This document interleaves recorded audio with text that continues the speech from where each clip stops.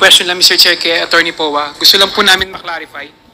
Attorney Powa, ang ginamit niyo pong term kanina is you were pre-terminated. Tama po ba? Yes, Mr. Chair. Gusto lang po namin malaman kung kayo po ba yung nag-resign or tinanggal sa OVP? Nag-ano po kami, nagkaroon kami ng pag-uusap prior to the previous hearing. It was really a mutual decision, Your Honor. What do you mean mutual po? Tinanggal ka po ba o nag-resign ka? Nag-decide po kaming mutually kasi nag-express po ako na hindi ko kayang i-fulfill yung obligations ng contract as a spokesperson because to be honest with you, since I'm also a resource person here, I found it very difficult for me to go on media and be interviewed on the same matter kasi nawawala yung objectivity because I'm also part of the hearing as a resource person.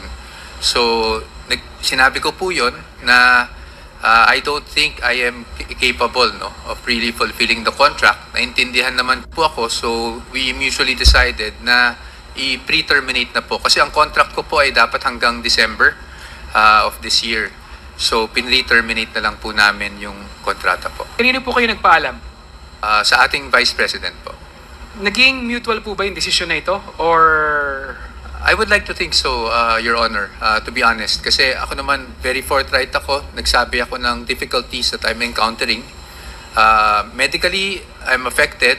But also, beyond that, it's really hindi ko ma-fulfill yung trabaho ko. Hindi ako makapagpa-interview. Hindi dahil sa ayaw ko.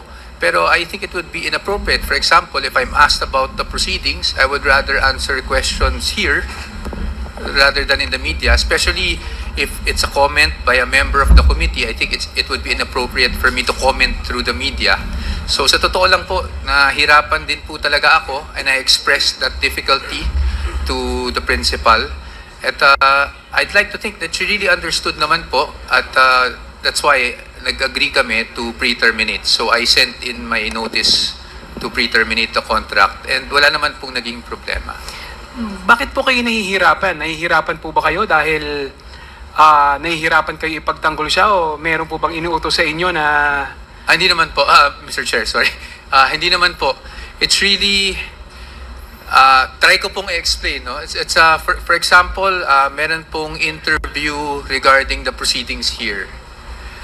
Ako po kasi, personal view ko, kunwari nagkomentong isang kagalang-galang na kongresista tungkol sa proceedings dito, or pagtanungin ako tungkol sa mga issues na pinag-uusapan natin dito, I don't think, out of due respect to the members of this committee, I don't think it would be proper for me to answer through the media.